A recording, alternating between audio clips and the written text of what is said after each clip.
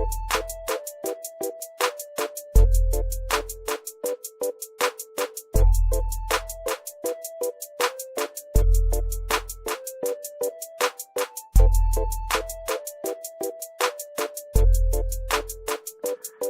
buhay at welcome sa kusina ni Dan Levy. Sa araw na to, magluluto tayo ng SOTANGHON noodles. Gagamit tayo ng fresh na hipon, 60 grams, fried chicken fillet, 60 grams, fried pork liempo, 80 grams, or kahit sa anong available lang na protein yung gagamitin natin. Hindi kailangan na tatlo talaga yung gagamitin nating protein. It's up to you.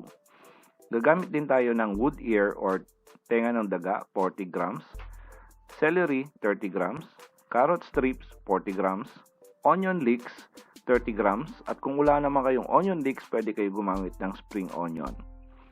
20 grams na minced garlic, 40 grams na diced onion, 10 grams na salt, 2 grams na crushed black pepper, 1 gram annatto seed powder, broth, 1.2 kilos, vermicelli noodles, 120 grams. Umpisahan na natin.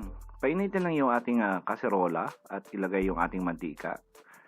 Pag okay na, igigisa muna natin yung ating aswete powder or annatto powder.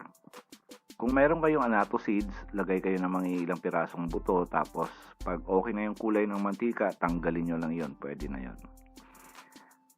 Lalagay na natin yung ating minced garlic. Ito toasted lang natin ng konti. Mas masarap yung sotanghon, yung sabaw ng sotanghon pag medyo toasted yung ating bawang. Pag okay na, sunod natin yung ating diced onion. Halu-haluin na natin. Yung gamit nating apoy rito ay moderate flame lang para hindi tayo masunugan. So, halo lang hanggang sa maamoy nyo na yung aroma ng ating red onion or maging translucent na yung appearance niya. Pwede na natin isunod yung ating mga ibang ingredients.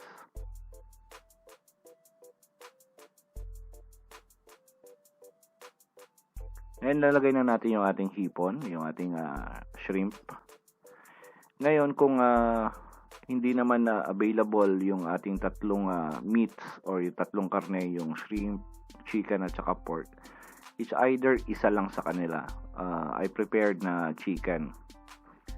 Dito, pwede rin kayo gumamit ng mga leftover na mga pork liempo nyo or anong klaseng karne. Yung mga fried chicken nyo na leftover, pwede nyo i-shredded yan, tapos ihalo nyo. Masarap din yun. And sunod na natin yung ating chicken fillet. At yung ating pork liempo. Hiniwa lang natin yung ating pork liempo sa strips, maliliit na hiwa. Stir fry lang natin saglit. Kasi luto naman yung ating pork at saka yung ating chicken fillet.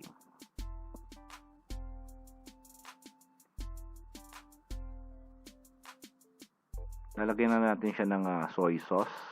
Lagay na natin yung soy sauce niya para magkaroon ng kulay yung ating hipon at ating mga karne.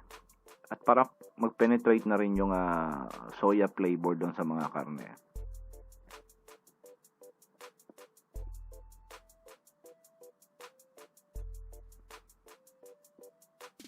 I think okay na. Lalagay na natin yung ating carrots.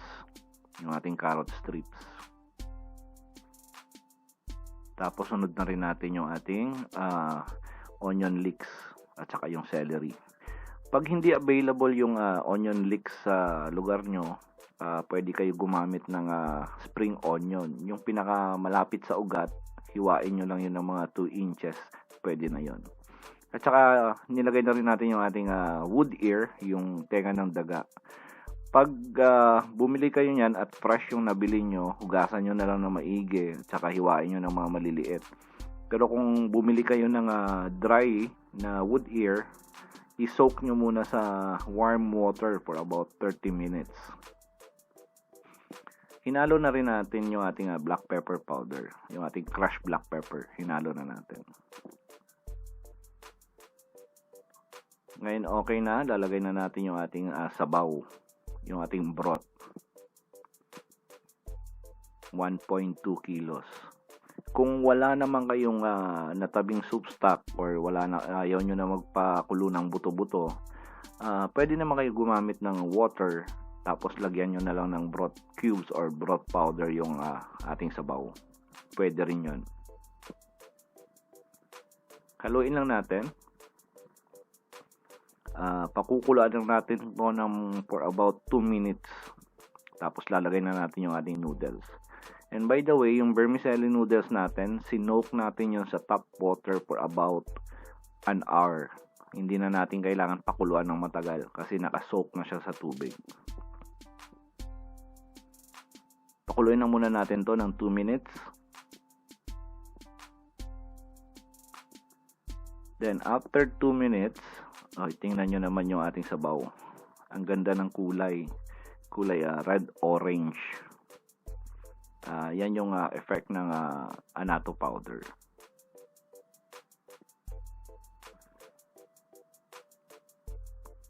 Lagyan na natin ng asin. Check natin yung lasa. Pag medyo matabang, adjust lang tayo. So, dahan-dahan na maglagay ng asin, baka masobrahan mo. So, chances, dadagdag ka ng tubig. So, dagdag pa tayo, medyo matabang pa. Ayan.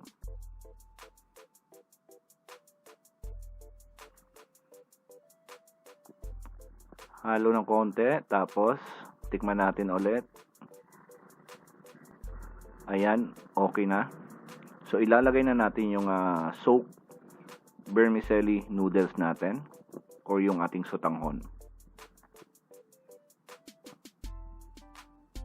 Tapos since na-soak natin to sa water ng 1 oras, hindi na natin kailangan lutuin to ng napakatagal. So once nilagay natin, tatakpan natin. Pag bumalik na yung kulo, okay na yon, luto na siya. Hindi mo kailangan na pakuluan yung ating vermicelli noodles kasi baka ma-overcook. Ayan, halo muna. Tingnan nyo naman ang sabaw. Ayan, tatakpan lang natin. Pag bumalik yung kulo, serve na natin. At ito na po yung ating finished product. Tingnan nyo naman, panalong-panalo. Sa ingredients pa lang, matatakam ka na. At yung sabaw na kulay red-orange, ay nako, ang sarap higupin. Sa lahat po na nagkagusto ng ating recipe for today, i-share nyo at saka i-like nyo yung ating video. Sa mga subscriber po natin dyan, maraming salamat sa pagbisita nyo ulit. At sa mga bago sa channel na to, please subscribe. Tapos pindutin nyo na rin yung notification bell para sa susunod nating recipe. Salamat sa panonood. Magandang buhay!